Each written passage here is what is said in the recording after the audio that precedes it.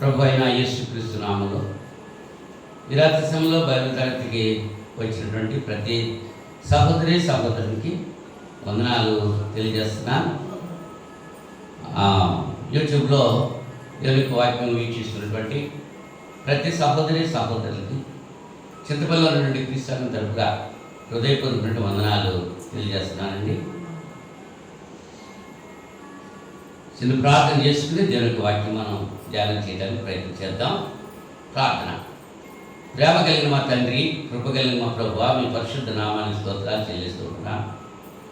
గతించిన శుక్రవారం నుంచి ఇంత పర్యంతము మీ మహాదయ చేత కృప చేత నన్ను మమ్మల్ని సజీవ లెక్కల ఉంచారు, సురక్షితంగా కాచి కాపాడు. ఈ రాత్రి సమయంలో బైబిల్ తరగతిలో ప్రియమైన మీ బిడ్డలతో కలిసి ప్రార్థించడానికి ఇచ్చిన సమయం బట్టి స్తోత్రాలు చెల్లిస్తూ ఉంటున్నాం. పగటి సమయంలో ప్రపంచవ్యాప్తంగా జరిగినటువంటి తరగతులన్నింటిలో కూడా మీరు సహకరించారు, అందుని బట్టి మీకు స్తోత్రాలు చెల్లిస్తుంటున్నాను. అలాగే ఈ రాత్రి సమయంలో జరగనటువంటి బైబిల్ తరగతులన్నింటి కొరకు ప్రార్థన చేస్తున్నాను. బోధించే బోధకుల కొరకు ప్రార్థన చేస్తున్నాను. వినేటువంటి విశ్వాసం కొరకు ప్రార్థన చేస్తున్నాను. బోధించేవారు ఖండించి బుద్ధి చెప్పడానికి మంచి ధైర్యం దయచేయండి. వినేవారు కూడా నా తండ్రి వాక్య ప్రకారంగా వారి జీవితాలు సరిచేసుకునేటువంటి మంచి మనస్సు వారికి దయచేయమని ప్రార్థన చేస్తున్నాను. మీ కుమారుడు క్రీస్తు రాకడా సమీపంగా ఉంది. అనేకమైనటువంటి దుర్ఘటనలు జరుగుతూ ఉంటున్నాయి. ప్రాణాలు కోల్పోతున్నారు. నా తండ్రి నా ఆప్తులు కోల్పోయి దుఃఖం సాగరంలో ఉంటున్నారు. అటువంటి వారందరి కొరకు ప్రార్థన చేస్తున్నాను. అలా ప్రాణం పోగొట్టుకుంటాకే ఇష్టపడుతున్నారు తప్ప మిమ్మల్ని మీ నాయన అంగీకరించి మీ కుమారుడు క్రీస్తు రక్షకుడు అంగీకరించడానికి వాళ్ళ మనస్సులో ఇష్టపడలేదు. నాయన కఠినమైన మనసులు కలిగి ఉంటున్నారు. దురాత్మ సమూహంతో నన్ను కలిసిపోయి ఉంటున్నారు.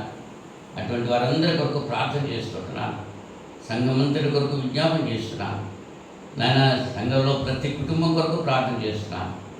ప్రతి బిడ్డ నా ప్రభు బాప్తిజం పొందిన ప్రతి బిడ్డ కూడా నాయన మీ సన్నిధిలో నిర్ధారితంగా జీవించాలి, మరణపర్యంత నమ్మకం ఉండాలి అనే ఆలోచన కలిగి జీవించడానికి మీరు చూపుతారని ప్రార్థన చేస్తున్నాను. ఈ సమయంలో వాక్య భాగంలోకి వస్తున్నాము. నాయన అపవిత్రమైన గదువులు కాల్చి పవిత్రపరచండి. ప్రియమైన మీ బిడ్డలకు పరిశుభ్రమైన లేఖనాన్ని అందించడానికి ఒక పనిముట్టుగా నన్ను వాడుకోండి. బిడ్డలు కూడా వింటుండగా వినే చెవులు గ్రహించాత్మ లోబడి బుద్ధి ప్రసాదించండి. నాయన ఆన్లైన్లో వీక్షిస్తున్నటువంటి బిడ్డలందరి కొరకు వారి కుటుంబాల కొరకు ప్రార్థన చేస్తున్నారు. రక్షణ పొందనటువంటి వారు రక్షించబడటానికి సహాయం చేయండి. రక్షించబడిన వారు నిరీక్షణ కలిగి మరణపర్యంత నమ్మకం ఉండడానికి సహాయం చేయండి. కొద్ది సమయం లేఖనాల ద్వారా మీరే మాతో మాట్లాడి మీ నామకి మహిమ తెచ్చుకున్నారు. యేసుక్రీస్తు నామంలో ఈ ప్రార్థన అడిగి వేడుకుంటున్నాను తర్వాత తండ్రి, ఆమేన్. అందరికీ మరొకసారి వందనాలు తెలియజేస్తున్నాను. గత వారంలో మనం ఏం చెప్పుకున్నాము? సంఘం గురించి చెప్పుకున్నాం. సంఘము క్రీస్తు యొక్క శరీరంతో పోల్చి చెప్పబడ్డ విషయాలు గత వారంలో మనం ఆలోచన చేసాం. సంఘాన్ని క్రీస్తు శరీరంతో పోల్చడం జరిగింది. అలాగే దేవుని మందిరంతో పోల్చడం జరిగింది. అలాగే దేవుని కుటుంబంతో పోల్చబడటం జరిగింది. దేవుని రాజ్యంతో పోల్చడం జరిగింది. ఇది దాన్ని సంఘము దేవుని రాజ్యము, ఆ దేవుని యొక్క మందిరము అనేటువంటి విషయాన్ని మనం ఆలోచించేందుకు ప్రయత్నం చేద్దాం. ఎఫెసీ పత్రిక 2వ అధ్యాయము 19వ వచనం నుంచి 22వ వచనం వరకు చదువుతున్నాను. కాబట్టి మీరు ఇక మీదట పరజనులను పరదేశులనై ఉండగా పరిశుద్ధులతో ఏక పట్టణస్థులను దేవుని ఇంటి వారినై ఉన్నారు. క్రీస్తు యేసే ముఖ్యమైన మూలరాయి అయి ఉండగా అపొస్తలులను ప్రవక్తలను వేసిన పునాది మీద మీరు కట్టబడి ఉన్నారు. ప్రతి కట్టడమును ఆయనలో చక్కగా అమర్చబడి ప్రభువునందు పరిశుద్ధమైన దేవాలయముటకు వృద్ధి పొందుతున్నది. ఆయనలో మీరు కూడా ఆత్మ మూలముగా దేవునికి నివాస స్థలమైనటకు కట్టబడుచు ఉన్నారు. దేవునికి వాక్యంలో మనం ఆలోచన చేసాం. మనము ఆత్మ మూలముగా దేవునికి నివాస స్థలమై ఉండాలని మనం కట్టబడుతున్నాం. కట్టబడలేదు, కట్టబడుచు ఉన్నాం. ప్రజెంట్ కంటిన్యూస్ టెన్స్లో ఇక్కడ చెబుతున్నాడు. కట్టబడుచు ఉన్నాం, జరుగుతుంది ప్రక్రియ. మనం కట్టబడుచున్నాం. దేవుని యొక్క ఆలయముగా ఉండడానికి, ఆత్మ మూలముగా ఉండటానికి. మందిరము అనేటువంటి మాట మనం ఆలోచన చేస్తే, మందిరం అంటే దేవుని యొక్క సన్నిధి ఉండేటువంటి ప్రదేశం. దాని అర్థం ఏంటంటే దేవుని సన్నిధి ఉండేటువంటి ప్రదేశాన్ని మందిరము అన్నారు. రాజుల మొదటి గ్రంథం 9వ అధ్యాయము,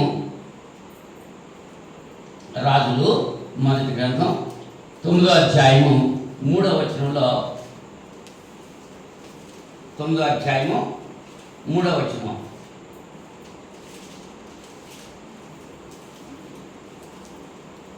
అతనితో ఇలాగ సెలవిచ్చెను, నా సముఖమందు నీవు చేసిన ప్రార్థన విన్నపములను నేను అంగీకరించి తిని, నా నామము అక్కడ సదాకాలం ఉంచుటకు నీవు కట్టించిన ఈ మందిరమును పరిశుద్ధపరచి ఉన్నాను.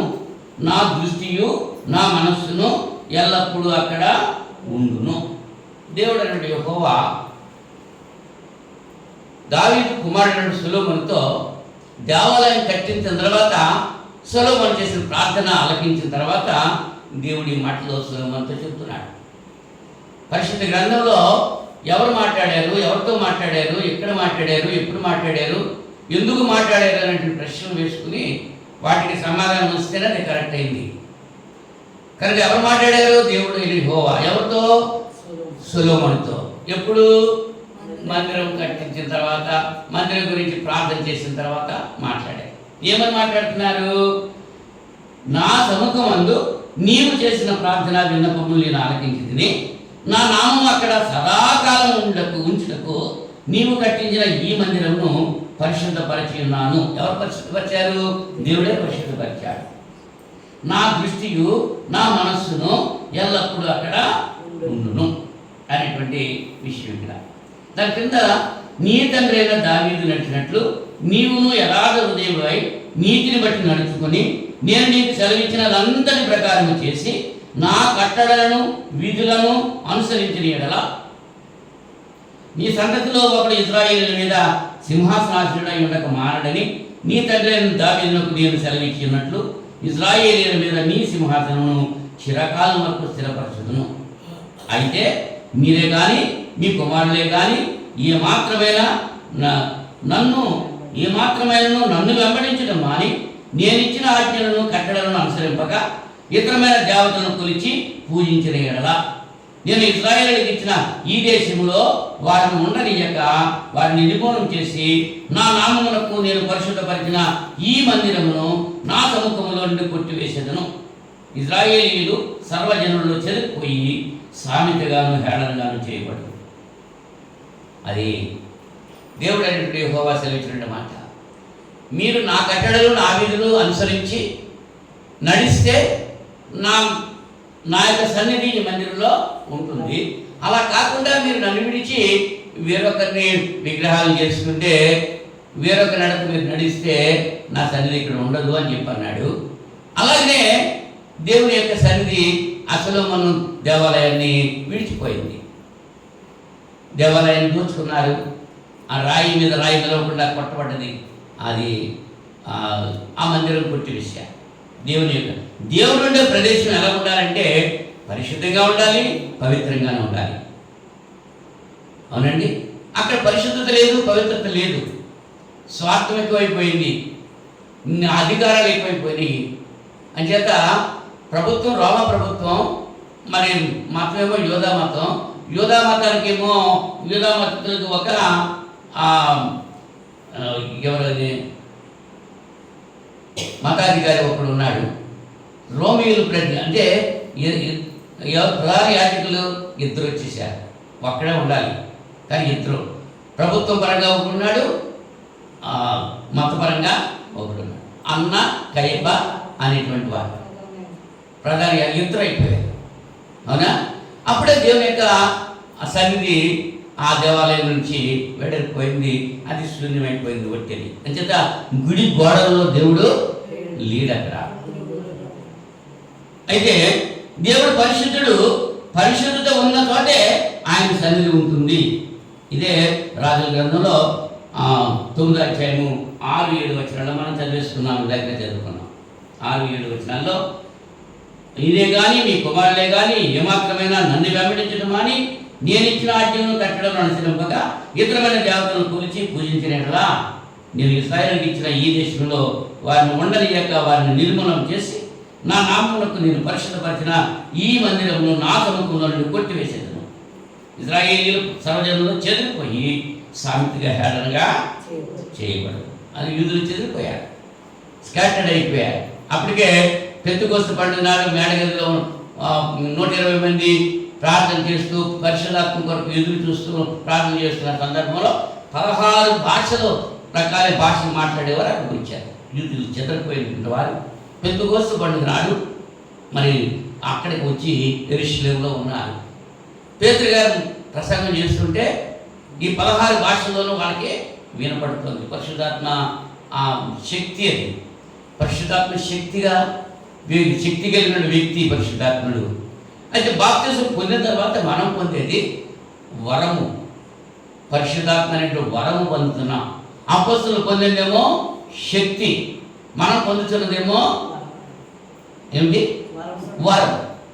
దానికి దీనికి తేడా చాలామందికి తెలియక వాళ్ళకి వచ్చిందే మాకు వచ్చేసిందే అనేటువంటి భావంతో మరి ప్రవర్తిస్తూ ఉంటున్నారు. ఈనాడు సంఘమే దేవుని మందిరంగా ఉంది. అదే ఎఫెసీ పత్రికలో మనం చదువుకున్నాం 2వ అధ్యాయం 19 నుంచి 22 వరకు. సంఘమే దేవుని యొక్క మందిరం. సంఘం అంటే కట్టడం కాదు, సంఘం అంటే రక్షించబడిన విశ్వాసుల యొక్క సమూహం. మీరే నా మందిరం అని చెప్పారంటున్నారు. ఆయా కాలాల్లో దేవుని సన్నిధి గురించి మనం ఆలోచిస్తే ఆయా కాలాలంటే పితరుల కాలము, ధర్మశాస్త్ర కాలము, క్రైస్తవ కాలము. పితరుల కాలంలో దేవుని సన్నిధి ఎక్కడుంది? బలిపీఠం కట్టారు. అక్కడ నవాబు జలప్రళయం అయిపోయింది, పరిగ్రహాలంతా కూడా చనిపోయారు. జంతువులు పక్షులన్నీ కూడా చాలా వాడలో ఉన్నవి మాత్రమే సజీవంగా ఉన్నాయి. మిగిలినవన్నీ కూడా ఆ వాడలో ఏవైతే ప్రవేశించలేదో అవన్నీ కూడా ఖతమైపోయినాయి. అవునా? ఆదికాండం 8వ అధ్యాయము 20వ వచనం 21వ వచనంలో ఈ విషయాన్ని మనం చూస్తాము. నోవాహు గారు వాడలో నుంచి బయటకు వచ్చిన తర్వాత ఏం చేశాడంటే ఆయన బలిపీఠం కట్టాడు.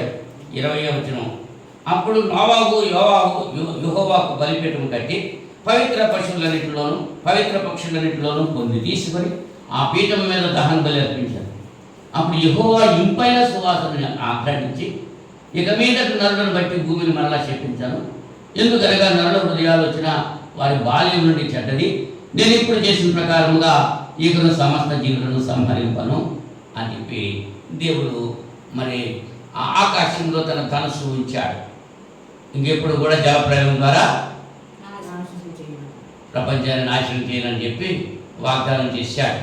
అక్కడి నుంచి నరులు విస్తరించి మరి నరులు చెడుతనం దేవుని దృష్టిలో ఆశ ఎక్కువైపోయింది. అవునా? మళ్ళీ చెదిరిపోతే వాళ్ళని ఐగుప్తు దేశంలో బానిసలుగా పెట్టేశారు. దేవుని ప్రజలు 430 సంవత్సరాలు ఐగుప్తు బానిసత్వంలో ఉండిపోయారు.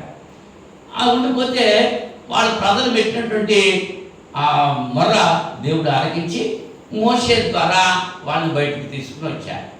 వాళ్ళు 40 రోజులు చేయాల్సిన ప్రయాణం 40 సంవత్సరాలు చేశారు. ఐగుప్తు నుంచి కనాను వరకు. ఈలోగా దేవుని ఆరాధించడానికి ఒక స్థలాన్ని దేవుడు ఏర్పాటు చేయమని సెలవిచ్చాడు. నిర్గమకాండం 25వ అధ్యాయము 25వ అధ్యాయము 8వ వచనంలో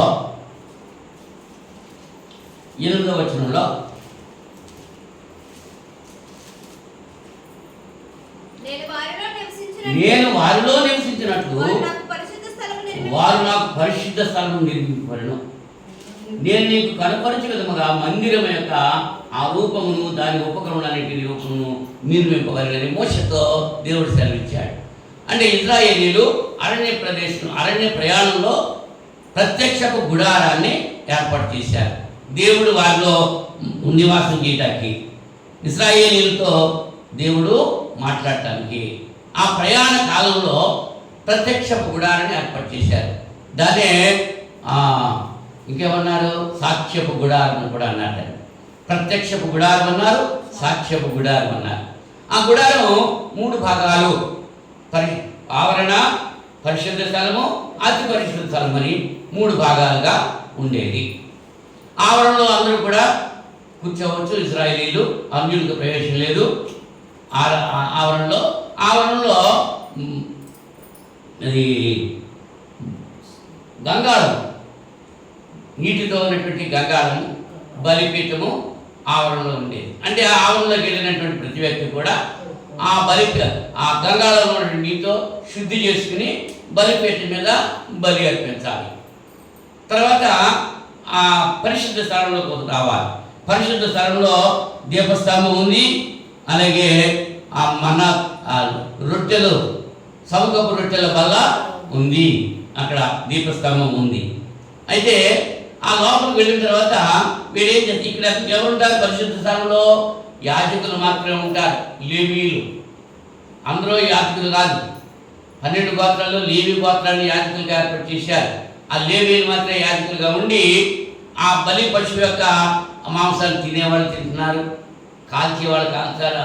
ఆ బలి అర్పించినప్పుడు కొన్ని దహన బలులు ఉన్నాయి, కొన్ని సమాధాన బలులు ఉన్నాయి, ప్రాయశ్చిత్తార్థ బలులు ఉన్నాయి, పాపక్షమాపణ బలులు ఉన్నాయి, రకరకాల బలులు ఉండేవి. కొన్నింటినేమో మరి తగలేసేయాలి, బూడిద చేసేయాలి లేకుండా. అవన్నీ కూడా ఆవరణలో జరుగుతూ ఉంటాయి, లేవీలు చేస్తూ ఉంటారు. అది అతి పరిశుద్ధ స్థలంలో అనేటువంటి స్థలం ఉంది. అక్కడ ప్రధాన యాజకుడు సంవత్సరానికి ఒక్కసారి మాత్రమే ప్రజలందరి తన పాప నిమిత్తం, ప్రజలందరి పాప నిమిత్తం బలి పశువుల యొక్క రక్తం తీసుకుని అతి పరిశుద్ధ స్థలంలో ప్రవేశించాలి. అక్కడ మందసపు పెట్టె ఉంది. ఆ మందసపు పెట్టెలో అహరోను చిగిరించిన కర్ర, మన్నాతో నింపబడిన బంగారు పాత్ర, 10 ఆజ్ఞలు కలిగిన పలకలు 2 ఉంటాయి దాంట్లో. ఆ పైన కరుణాపీఠం, ఆ కరుణాపీఠం మీద కెరూబులు, సెరుబులు ఉంటాయి. సంవత్సరానికి ఒక్కసారి ప్రధాన యాజకుడు అక్కడికి వెళ్ళాలి. అక్కడి నుంచి ఆ అరణ్య ప్రయాణం ముగించుకుని వచ్చేసారు. కనాను వచ్చేసిన తర్వాత యెరూషలేములో దేవాలయం కట్టాలని చెప్పి దావీదు అనుకున్నాడు. దావీదు మహారాజు, నేను సరంబి వేసిన ఇంట్లో నివాసం చేస్తుండగా దేవుని మందస్సము గుడారాల్లో ఉండటం ఏంటి అంచేత దేవుని మందస్సానికి ఒక ప్రత్యేకమైన స్థలం ఏర్పాటు చేయాలి అని ఆలోచన కలిగి ఉన్నాడు. కలిగి ఉంటే అది దేవునికి ఇష్టమైంది కాదు. ఎందుకంటే అతని చేతులు రక్తాపరాధంతో నిండున్నాయి. దినవృత్తాంతాలు 1వ గ్రంథం 28వ అధ్యాయంలో, దినవృత్తాంతాలు 1వ గ్రంథం 26వ అధ్యాయం, 28వ అధ్యాయం 28వ అధ్యాయము 2-3 వచనాల్లో లేచి నిలబడి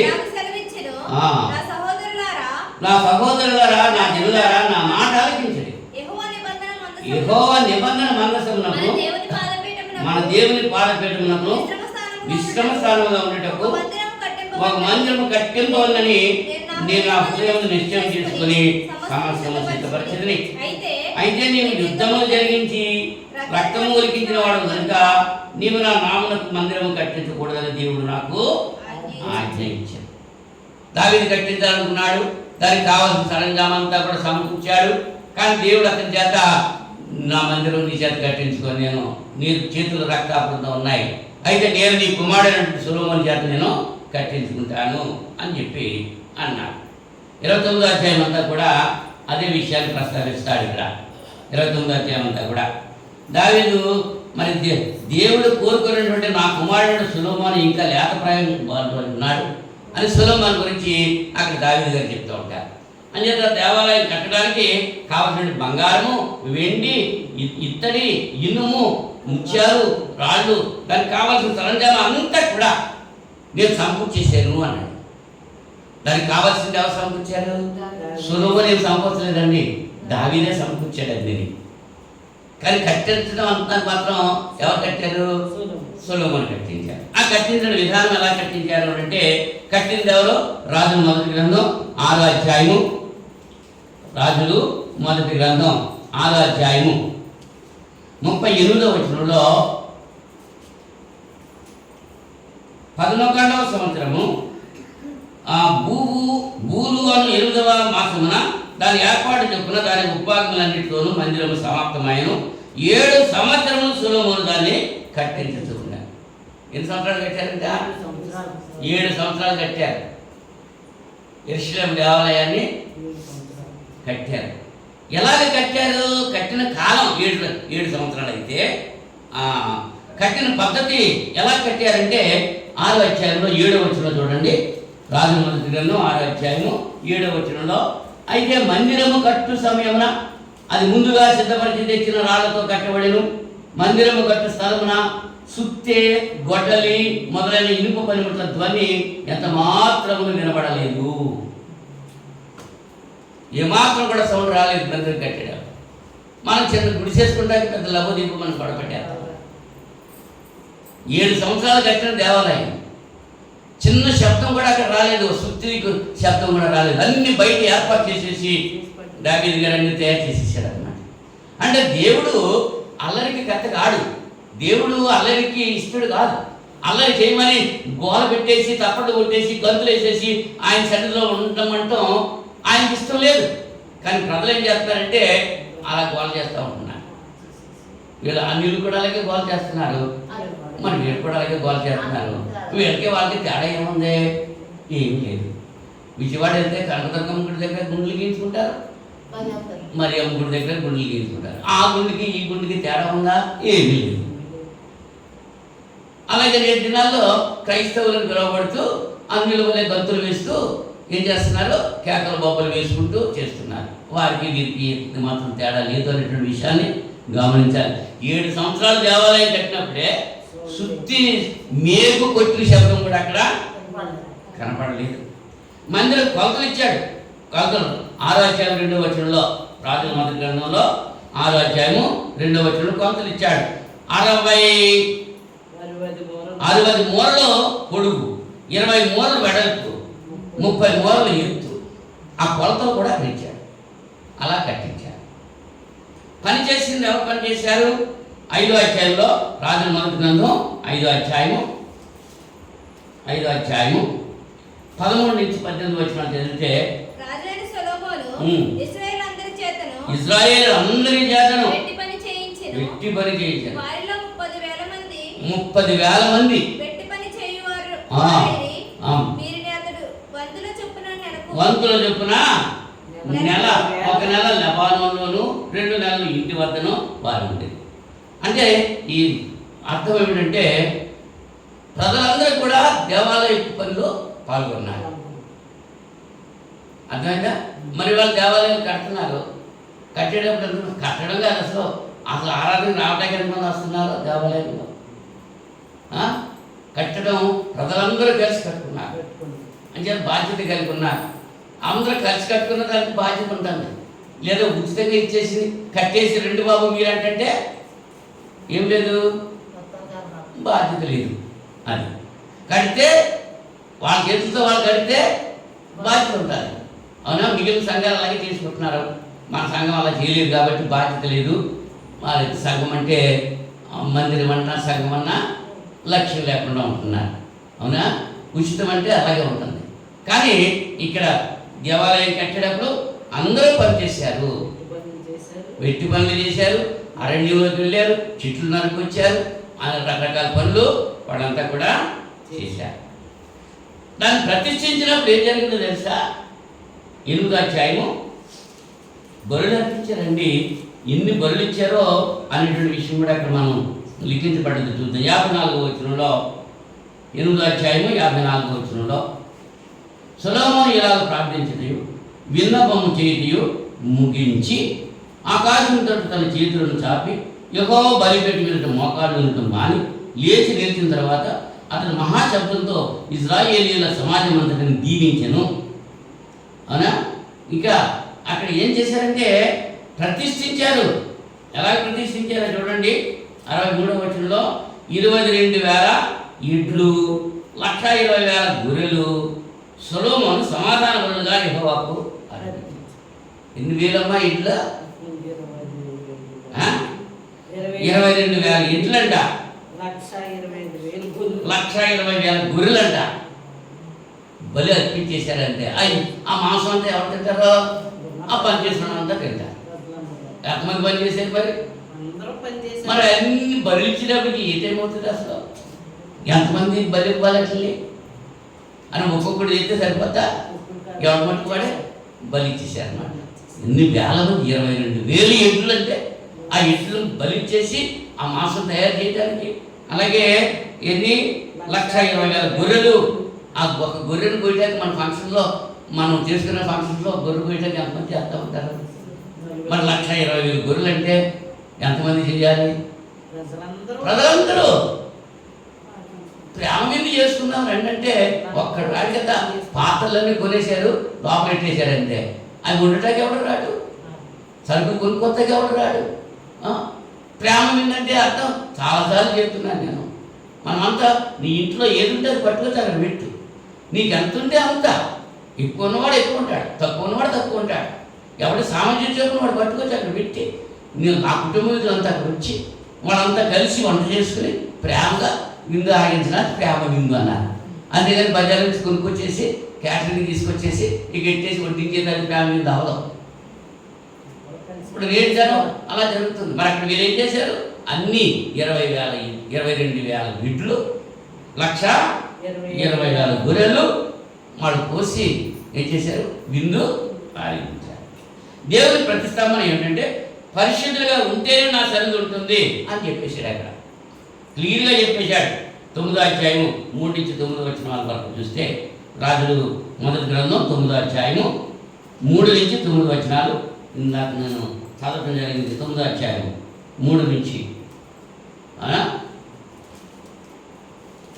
నా మాట మీరు వింటే, నా కట్టడం మీరు అనుసరిస్తే నా యొక్క మహిమ ఇక్కడ ఉంటుంది, లేకపోతే వెళ్ళిపోతుందని ఆల్రెడీ దేవుడు చెప్పేశాడు.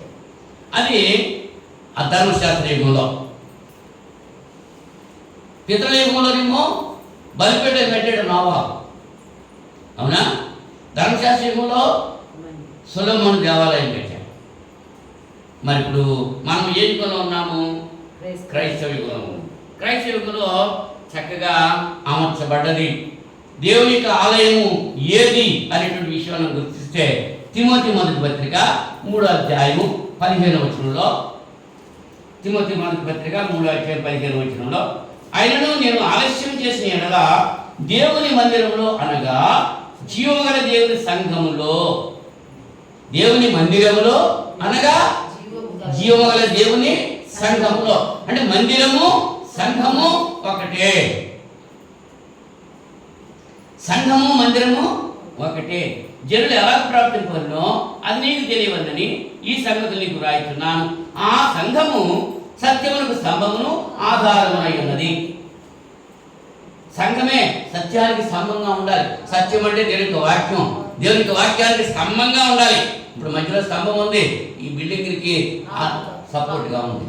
అలాగే సత్యానికి స్తంభంగా సంఘం ఉండాలి. సంఘము ద్వారా దేవుని జ్ఞానం లోకానికి వెల్లడి చేయాలి. దేవుని యొక్క ఉద్దేశ్యమై ఉంది. అవునండి. మరి దేవుని సంఘములో ఉన్నటువంటి వారు ఎలా ఉండాలి? పరిశుద్ధులుగా ఉండాలి. ఈ సంఘానికి మూలరాయి ఎవరు? ఎఫెసీ పత్రిక 2వ అధ్యాయము, ఎఫెసీ పత్రిక 2వ అధ్యాయము 20-22 వచనాలు, 20వ వచనం నుంచి 22వ వచనం వరకు. క్రీస్తు యేసే ముఖ్యమైన మూలరాయి అయి ఉండగా అపొస్తలులను ప్రవక్తలను వేసిన పునాది మీద మీరు కట్టబడి ఉన్నారు. ప్రతి కట్టడము ఆయనలో చక్కగా అమర్చబడి ప్రభునందు పరిశుద్ధమైన దేవాలయం మటుకు వృద్ధి పొందుచూ ఉన్నది. ఆయనలో మీరు కూడా ఆత్మూలంగా దేవునికి నివాస స్థలమైనటకు కట్టబడుచూ ఉన్నారు. మూలరాయి ఎవరు? యేసు. రాళ్ళు ఎవరు? మనమే. సజీవమైన రాళ్ళు అనేటువంటి సజీవమైన రాళ్ళు అని ఎవరు చెప్తున్నారు? పేతురు గారు చెప్తున్నారు. చూడండి, పేతురు మొదటి పత్రిక 2వ అధ్యాయము, పేతురు మొదటి పత్రిక 2వ అధ్యాయం 9వ వచనంలో, అయితే మీరు చీకటిలో నుండి ఆశ్చర్యకరమైన తన వెలుగులోనికి మిమ్మల్ని పిలిచిన వాని గుణాతిశయము ప్రచురించే నిమిత్తము ఏర్పరచబడిన వంశమును, రాజులైన యాజక సమూహమును, పరిశుద్ధ జనమును దేవుని సొత్తైన ప్రజలై ఉన్నారు. ఎవరండి? మనమే, సంఘంలో ఉన్నటువంటి సభ్యులే. చీకట్లో నుంచి ఆశ్చర్యకరమైన తన వెలుగులోకి సజీవమైనటువంటి రాళ్ళు 4-5 వచనాల్లో 4-5 వచనాలు మనం చదువుకున్నాం. సజీవమైన రాళ్ళ వలె చూడండి, క్రీస్తు యేసు ద్వారా దేవునికి అనుకూలము ఆత్మ సంబంధమైన బలులు అర్పించుటకు పరిశుద్ధ యాజకులుగా ఉన్నట్లు మీరును సజీవమైన రాళ్ల వలె ఉండి ఆత్మ సంబంధ మందిరముగా కట్టబడుతున్నారు. మనం రాయిగా ఉండాలి. సజీవమైన రాయి, నిర్జీవమైన రాళ్ళ, సజీవమైన రాళ్ళ. రాయి తాపి మేస్త్రి చేతిలో చెక్కబడాలి. ఆ చెక్కేది క్రీస్తు, పునాది క్రీస్తు, నిర్మాణకుడు క్రీస్తు. ఆయన చేతిలో మనం చెక్కబడాలి. మనలో ఉన్నటువంటి ఆ సాధారణ సంబంధమైనటువంటి గుణలక్షణాలన్నీ కూడా పోవాలి. పరిశుద్ధ, అప్పుడే పరిశుద్ధత వస్తుంది. బంగారాన్ని శుద్ధి చేయడానికి కరగబెడతారు, శుద్ధితో కొడతారు. ఆ వేడి తట్టుకోవాలి, ఆ దెబ్బలు తట్టుకోవాలి. అప్పుడే మరి శుద్ధమైనటువంటి బంగారం తయారవుతుంది. యాకోబు గారు అదే చెప్తారు, అమూల్యమైనటువంటి మీ విశ్వాసము అంటున్నాడు. ఆ బంగారం కంటే విలువైనది మీ విశ్వాసము. శోధనలకు తట్టుకోవాలి, శ్రమలకు ఓర్చుకోవాలి. అప్పుడే అది అమూల్యమైనటువంటిదిగా ఉంటుంది అనేటువంటి విషయాన్ని యాకోబు గారు కూడా తెలియజేసుకుంటారు. మరి మందిరంలో యాజకుడు ఉండాలి, యాజకులు ఉండాలి, ప్రధాన యాజకుడు ఉండాలి. ప్రధాన యాజకుడు ఒక్కడే, ఇద్దరు ఉండకూడదు. మరి మందిరంలో అంటే దేవుని సంఘంలో మన ప్రధాన యాజకుడు ఎవరట? యేసు ప్రభు ఒక్కడే. హెబ్రీ పత్రిక 7వ అధ్యాయం, హెబ్రీ పత్రిక 7వ అధ్యాయం 26వ వచనంలో పవిత్రుడును నిర్దోషియు నిష్కల్మషుడును పాపులలో చేరక ప్రత్యేకంగా ఉన్నవాడును ఆకాశ మండలం కంటే మిక్కిలి హెచ్చైన వాడునైనా ఇట్టి ప్రధాన యాజకుడు మనకు సరిపోయినవాడు. ఎవరైనా పవిత్రుడు, నిర్దోషి, నిష్కల్మషుడు, పాపులలో చేరక ప్రత్యేకంగా ఉన్నవాడు, ఆకాశ మండలం కంటే మిక్కిలి హెచ్చైన వాడు మన ప్రధాన యాజకుడు ఉన్నాడు. 4వ అధ్యాయం 14వ వచనంలో, హెబ్రీ పత్రిక 4వ అధ్యాయము 14వ వచనంలో ఆకాశ మండలం గుండా వెళ్ళిన దేవుని కుమారుడైన యేసు అని గొప్ప ప్రధాన యాజకుడు మనకు ఉన్నాడు. ఎవరండి మన ప్రధాన యాజకుడు? యేసు క్రీస్తే. కనుక మనం ఒప్పుకున్న దాన్ని గట్టిగా చేపట్టుదాం. మన ప్రధాన యాజకుడు మన బలహీనతలందు మనతో సహానుభవం లేనివాడు కాడు, కానీ సమస్త విషయంలోనూ మనలోనే శోధింపబడినను ఆయన పాపము లేనివాడుగా ఉండేది. కనుక మనం కనికరింపబడి సమయోచితమైన సహాయం కొరకు కృప పొందినట్లు ధైర్యంతో కృపాసనం వద్దకు చేరుతాం. ప్రతి ఆదివారం కృపాసనం దగ్గర చేరుతున్నాం. దేవుని కుమారుడు క్రీస్తు యొక్క మరణపునరుద్ధరణ జ్ఞాపకం చేసుకోవడానికి, ఆయన శరీరం తిని ఆయన రక్తం తాగటానికి ధైర్యంగా చేరటానికి కారణం ఏంటంటే మన ప్రధాన యాజకుడు మనకున్నాడు కనుక. ఆయన ఒక్కడే దేవుని కుడి పార్శ్వన కూర్చుండి మనందరి కొరకు విజ్ఞాపం చేస్తున్నాడు మన ప్రధాన యాజకుడు. మరి యాజకులు ఎవరండి? యాజకులు ఎవరు? మరి ప్రత్యక్ష గుడారంలో యాజకులు ఉన్నారు కదా, పరిశుద్ధ స్థలంలో యాజకులు లేవీయులు ఉన్నారు. మరి ఆ ప్రధాన యాజకులు క్రైస్తవులు ఎవరు? యాజకులు అనమాట. పేతురు మొదటి పత్రికలో 2వ అధ్యాయము, మొదటి పేతురు 2వ అధ్యాయం 9వ వచనంలో, పేతురు 2వ అధ్యాయం 9వ వచనంలో, అయితే మీరు చీకటిలో నుండి ఆశ్చర్యకరమైన తన వెలుగులోనికి మిమ్మల్ని పిలిచిన వారి గుణాతిశయములను ప్రచురం చేయ నిమిత్తము ఏర్పరచబడిన వంశము, రాజులని యాజక సమూహము, పరిశుద్ధ జనము, దేవుని సొత్తైన ప్రజ. ఎవరండి? మనమే, విశ్వాసులే, సంఘ సభ్యులే, యాజకులు. ప్రధాన యాజకుడు ఒక్కడే, మనం యాజకులు. యాజకుడు అంటే ధర్మశాస్త్రంలో రాజ్యార్గం చేయడానికి రాజు, యాజకత్వం చేయడానికి యాజకుడు ఉండేవాడు. ఇప్పుడు క్రైస్తవులో రాజకత్వం చేసేది, యాజకత్వం చేసేది ఒకటి, అంటే రాజు అయిన యాజక సమూహము, దేవుని సొత్తైన ప్రజలు అన్నారు. ప్రకటన గ్రంథం 1వ అధ్యాయం 6వ వచనంలో ఈ 1:6 మనలను ప్రేమించుచు తన రక్తం వలన మన పాపము నుండి మనల్ని విడిపించిన వానికి మహిమయు ప్రభావమును యుగయుగములు కలుగును గాక ఆమేన్. ఆయన మనలను తండ్రి అయిన దేవునికి ఒక రాజ్యముగాను యాజకులుగాను చేశారు. మనం యాజకులమండి, దేవుని యాజకులు. యాజకుడు ఎలా ఉండాలి? యాజకుడు విధి విధానాలు ఎట్లా ఉండాలి? మరి మనం ఎలా ఉంటున్నాయి? మన పరిస్థితులు ఎలా ఉన్నాయి? మన ప్రవర్తన ఎలా ఉంది? యాజకత్వం చేసేటానికి అర్హత కలిగి ఉన్నామా? మనం అర్హత పొందాలంటే ఏం చేయాలి? దేవుని సన్నిధిలో విజ్ఞాపన చేయాలి. నేను పరిశుద్ధుడిని, మీరు కూడా పరిశుద్ధులుగా ఉండండి అన్నాడు. మనల్ని మనం పవిత్రపరచుకోవాలి. ఆయన రక్తం చేత కడగబడ్డాము, పవిత్రపరచబడ్డాము. మనం ఇంకోసారి అపవిత్రతలోకి వెళ్ళకూడదు. పరిశుద్ధులుగా చేసి పరిశుద్ధులుగా ఉండడానికే పిలువబడ్డాం. ఒకసారి స్నానం చేసేసిన మళ్ళీ పొరలు వెళ్తే అంతని ఎప్పుడు కూడా బురద చేసుకోకూడదు. పరిశుద్ధులుగానే ఉండాలి అనేటువంటి విషయాన్ని, పరిశుద్ధులుగానే ఉండాలి అని చెప్తూ ఉంటున్నాడు. కొరింథీ మొదటి పత్రికలో 3:16-17 అదే విషయాన్ని పౌలు గారు కొరింథీ సంఘానికి తెలియజేస్తున్నాడు. ఇలాంటి సభలో చింతపల్లిలో ఉన్నటువంటి క్రీస్తు సంఘానికి తెలియజేసుకుంటున్నాడు. ఏమని? 3:16-17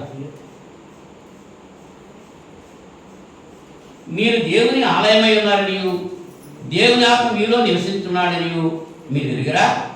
ఎవడైనా దేవుని ఆలయం పాడు చేసిన ఎడల దేవుడు వారిని పాడు చేయడు. దేవుని ఆలయము పరిశుద్ధమై ఉన్నది, మీరు ఆ ఆలయమై ఉన్నారు. దేవుని ఆలయం పరిశుద్ధమైనది. మనం పరిశుద్ధులం. మనం పరిశుద్ధులుగా ఉండాలి. మనలో ఆయన ఉన్నాడు. ఆయన మనలో ఉన్నాడు. ఆయన మనలో ఉన్నాడు అంటే మనం ఎలా ఉండాలి? మనం పరిశుద్ధులుగా ఉండాలి. మన ఆలయాన్ని మనమే పాడు చేసుకుంటుంటే దేవుడు పాడు చేస్తాడు. అదే చెప్తున్నాడు ఇక్కడ పౌలు గారి కొరింథీ సంఘం.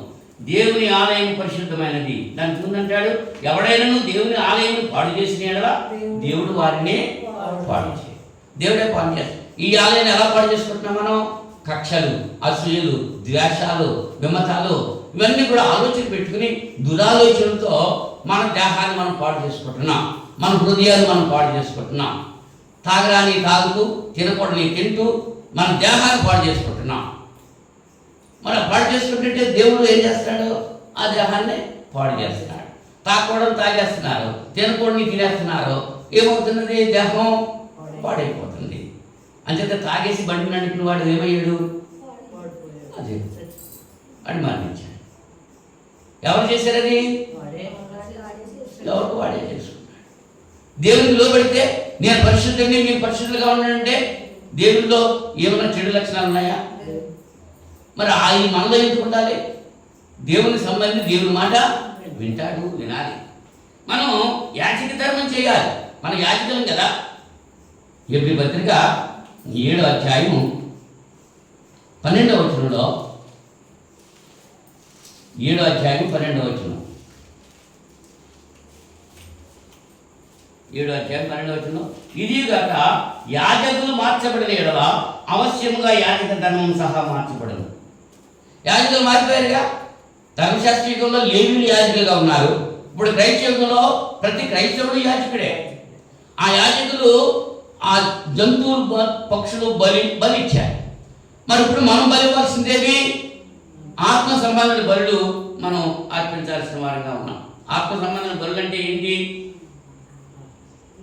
మనలో ఉన్న కోపాన్ని బలి చేయాలి, మనలో ఉన్న అసూయాన్ని బలి చేయాలి, మనలో ఉన్న ద్వేషాన్ని బలి చేయాలి. బలి చేస్తే మళ్ళీ వస్తుందా? మన హృదయంలో నుంచి 21 చెడు లక్షణాలు వస్తున్నాయి. మార్క్స్ వార్త 7:21 మనం చూస్తే వాటన్నిటిని బలి చేయాలి. బలి చేస్తే మనకి వస్తాయా? అది ఆత్మ ఈ బలి మనం అర్పించాల్సిన వారంగా ఉన్నాం. మరి ఎలాగా? ఎవరికి నివాసంగా ఉండాలి? దేవునికి నివాసంగా ఉండాలా? సాతానికి నివాసంగా ఉండాలా? ఎఫెసీ పత్రిక 2:2 ఈ మాట తెలియజేస్తున్నాడు.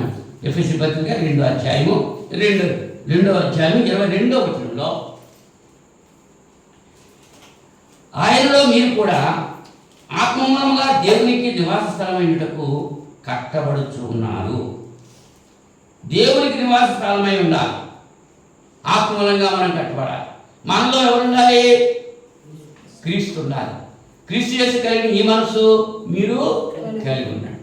క్రీస్తు యేసుకు మనం ధరిస్తే, మనం క్రీస్తుని ధరిస్తే ప్రజలకి ఎవరు కనపడాలి?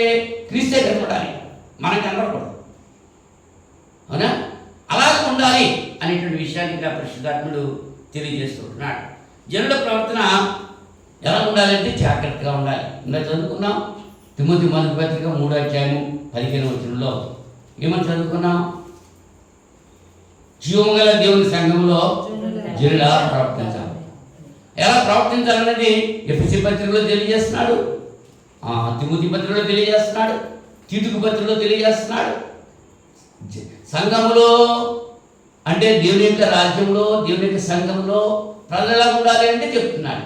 తండ్రులు ఎలా ఉండాలి, తల్లులు ఎలా ఉండాలి, బిడ్డలు ఎలా ఉండాలి, అన్నదమ్ములు ఎలా ఉండాలి, అక్క చెల్లెలు ఎలా ఉండాలి, యజమానులు పరివారులు ఎలా ఉండాలి, అవన్నీ కూడా తెలియజేస్తున్నాడు. ఎఫెసీ పత్రికలో ఏమంటున్నాడు?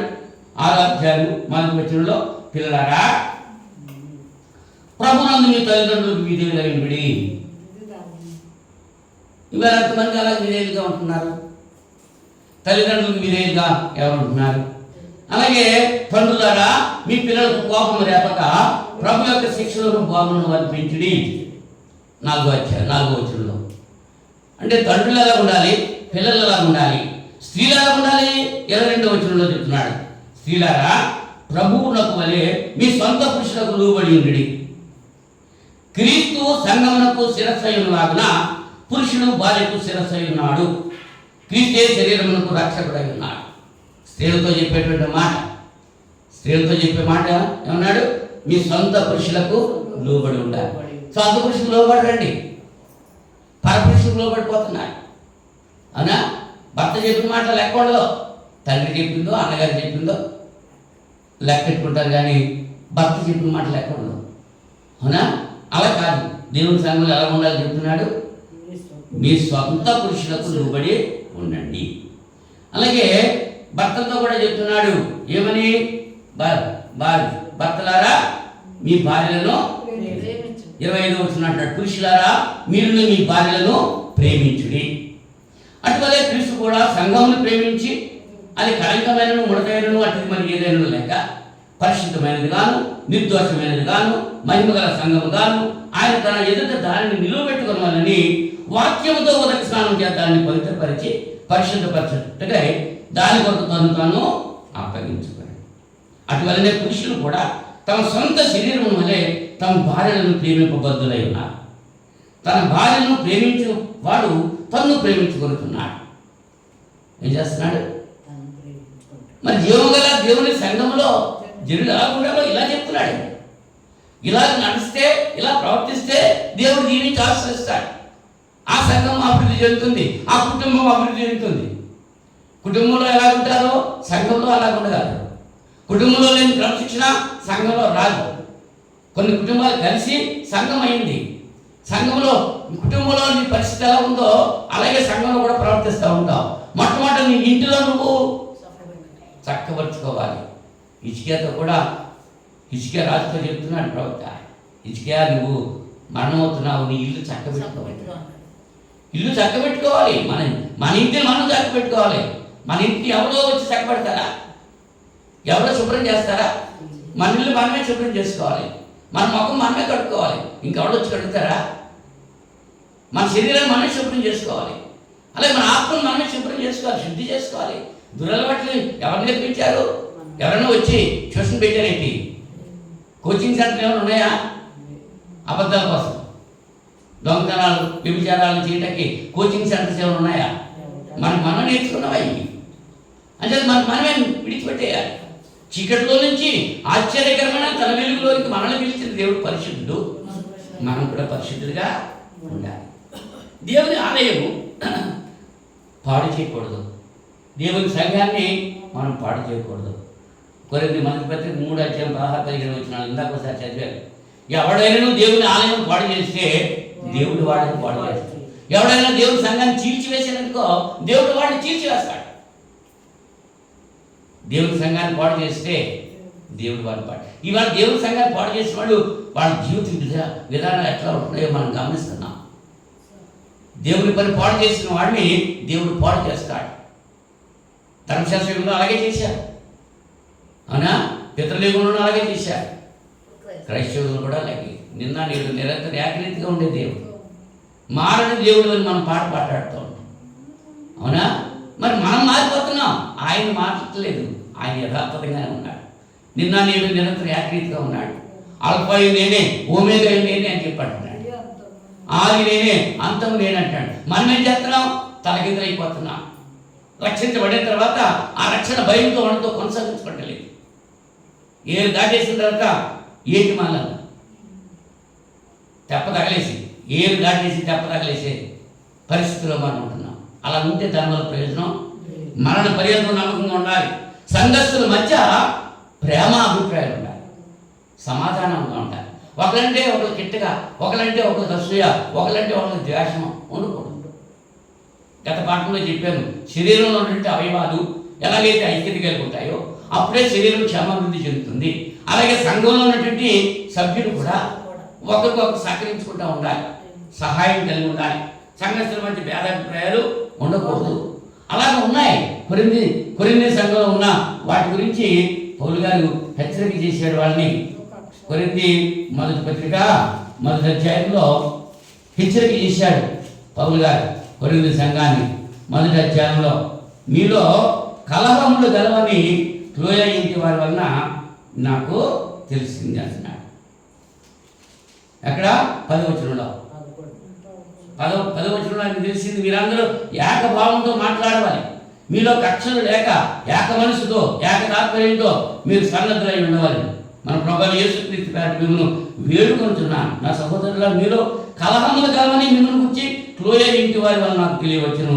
మీలో ఒకటి నేను పౌలు వాడను, ఒకటి నేను అపోలో వాడను, మరొకటి నేను కేఫా వాడను, ఇంకోటి నేను క్రీస్తు వాడనని చెప్పుకుంటున్నారు. నా తాత్పర్యం ఇవాళ కూడా అదే జరుగుతుంది. క్రీస్తు విభజించబడ లేదు, క్రీస్తు ఒక్కడే. ఆయన రక్తం కాల్చింది మన కోసమే. పౌలు కాల్చలేదు రక్తం, లూథర్ కాల్చలేదు రక్తం. పెంతుకోస్తే పండగది, అదే అక్కడ రక్తం కాల్చింది పండగ. లూథర్ రక్తం కాల్చాడా మన కోసం? లేదు, సంఘం కొరకు లూథరు రక్తం కాల్చలేదు. ఇలా రకరకాల పేర్లు పెట్టేసుకుని దేవుడికి ఇష్టం లేనటువంటి ఆరాధన చేస్తున్నారు. దాన్ని వ్యర్థమైన ఆరాధన అని చెప్పి పౌలు గారు నొక్కి చెప్పాడు.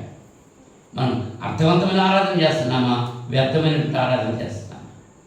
అర్థం లేని చదువు వ్యర్థం కదా. మనం చేసే పనికి ఒక అర్థం ఉండాలి, ఒక గురి ఉండాలి. పౌలు గారు అదే అంటాడు, నేను గురి దగ్గరికి వెళ్తున్నా, గురి దగ్గరికి ప్రయాణం చేస్తున్నాను, నేను గురి తప్పను. శోధన వచ్చినా, ఇరుకు వచ్చినా, ఇబ్బంది వచ్చినా నా గురి నేను తప్పను అంటున్నాడు పౌలు గారు. అలాగే మీరు కూడా తప్పొద్దని చెప్పి హెచ్చరిక చేసుకుంటున్నాడు.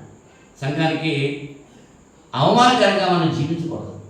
సంఘంలో ఉన్నటువంటి వ్యక్తి బయట సారా దుకాణంలోనో వ్యభిచారిక పంపులోనో ఎక్కడో ఉన్నాడు అనుకో, సంఘంలో ఉన్న వ్యక్తి, అది అవమానం ఎవరికి వస్తుంది? మనం వ్యభిచారులుగాను జారులుగాను ఉండకూడదు, త్రాగుబోతులుగా, తిండిబోతులుగా, తిట్టుబోతులుగా ఉండకూడదు, కక్షలు, కార్పణ్యాలు, అసూయలు, ద్వేషాలు ఉండకూడదు. దేవుని యొక్క గ్రంథం చదువుకుని ప్రార్థన చేసుకోవాలి. టీవీలు, సెల్ ఫోన్లు వాటితో మనం జీవించకూడదు, అవునా? లేఖనం ఏదైతే చెప్తుందో దాన్ని మనం అనుసరించాలి. ఇవాళ ఇన్స్టాగ్రామ్లన్నీ రకరకాలని చేస్తున్నారు. ఆత్మాను చల్లబట్టుకుని కళ్ళుకి డబ్బులు వచ్చేస్తున్నాయి, గుండు కూడా బలహీనమైపోతుంది. చిన్న పిల్లల దగ్గర నుంచి సెల్ ఫోన్తో ఎడిక్ట్ అయిపోతున్నారు. అంతే అయిపోయి ఏమైపోతే కళ్ళు పోగొట్టుకుంటున్నారు, గుండు పోగొట్టుకుంటున్నారు, అవునా? అది మనకు దూరంగా ఉండాలి. క్రీస్తుకు మనం దగ్గరగా ఉండాలంటే వాటికి మనం దూరంగా ఉండాలి. దేవుడు వైపు ఉన్నాడు, లోకం వైపు ఉంది, మనం మధ్యలో ఉన్నాం. మనం దేవుని వైపు వెళ్తుంటే లోకం మనకు దూరం అయిపోవాలి. మనం లోకం వైపు వెళ్తుంటే దేవుడు మనకు దూరం అయిపోతాడు. దేవుడు కావాలా, లోకం కావాలా? దేవుడు కావాలంటే లోకాన్ని విడిచిపెట్టాలి, లోకం కావాలంటే దేవుడిని విడిచిపెట్టాలి. మధ్యలో ఉండి సెంటర్ పాయింట్లో ఉండి నాకు లోకము కావాలి, ఇటు దేవుడు కావాలి. దాన్ని గోడ మీద పిల్లి అంటారు. దాన్ని కేటాన్ని ఇవ్వాలని ఒక సామెత ఉంది. గోడ మీద పిల్లి, గోడ మీద ఉంటుంది, ఈ పక్క దూకాలో ఈ పక్క దూకాలో వీళ్ళు బట్టి దూకేస్తూ ఉంటుంది. అలాంటి వాడు మనోడు చాలామంది ఉన్నారు. ఇటు దేవుడు కావాలి, అటు లోకము కావాలి. అలా ఉంటే నులివెచ్చగా ఉంటే నిన్ను నా మాట నుండి ఉమ్మి వేస్తాను. లౌకిక సంఘంతో చెబుతుంది. అవునా? కనుక ఈ రక్త సమయంలో దేవునికి వాక్యమైనటువంటి ప్రతి సహోదరి సంఘము దేవుని యొక్క మందిరము. పితరుల యుగంలో బలిపీఠం, ధర్మశాస్త్ర యుగంలో అరణ్య ప్రయాణంలో ప్రత్యక్ష గుడారం లేక సాక్ష్యపు గుడారం. సొలొమోను కాలంలోకి వచ్చినప్పటికీ దేవాలయం కట్టారు. ఆ దేవాలయం కూడా ఏమైపోయింది? దేవుని మాటలు వినని ప్రజల వల్ల దేవాలయంలో ఉన్న మహిమ పోయింది. యేసు ప్రభు కాలంలోకి వచ్చేటప్పటికి దేవాలయంలో మహిమ లేదట. అందుకని యేసు ప్రభు చెప్పారు, రాతి మీద రాయి ఉండకుండా ఇది పడగొట్టబడుతుందని చెప్పాట. అలాగే కొట్టేశారు. క్రీస్తు 70 సంవత్సరంలో ఆ టైటస్ సైన్యాధిపతి ఆధ్వర్యంలో వచ్చి ఆ సొలొమోను దేవాలయాన్ని రాయి విడగొట్టేసి ఆ రాతికి మధ్యన బంగారం దూసిపోయారు. సిమెంట్తో కట్టలేదండి, బంగారంతో కట్టారు. అవునా? అది పడగొట్టబడింది, మళ్ళీ కట్టబడలేదు. తర్వాత దేవుడు కూడా నా కొరకు మందిరం కట్టండి అని చెప్పలేదు. ఆయన కావలసిన మందిరం మన హృదయమే. నీ హృదయంలోనే నేను నివాసం చేస్తానంటున్నాడు, వారిలో నివాసం చేస్తారంటున్నాడు. మనం హృదయం శుద్ధిగా ఉంచుకోవాలి, అప్పుడే దేవుడు మనలో ఉంటాడు. హృదయ శుద్ధిగా వారు ధనులు, వారు దేవుని. మన హృదయ శుద్ధి లేకుండా మనం ఎంత ప్రార్థన చేసినా, మనం ఎంత వాక్యం చెప్పినా, ఎంత వాక్యం విన్నా దానివల్ల ప్రయోజనం లేదు. అని చెప్పి 13వ అధ్యాయంలో కొరింథీ మొదటి పత్రికలో పౌలు గారు చెప్తాడు, నాకు ఎన్నున్నా సరే ప్రేమ లేకపోతే నేను ప్రేమ కలిగి జీవించాలి. ప్రేమ సమస్త దోషాలని కప్పుతుంది, అపకారాన్ని మనసులో ఉంచుకోవచ్చు. ప్రేమ అన్నిటిలో శ్రేష్టమైనది. ఆ ప్రేమ కలిగి మనం జీవించాలని సంఘము సభ్యుల మధ్య ప్రేమ ఉండాలి. సంఘానికి సువార్థికునికి మధ్య ప్రేమ ఉండాలి.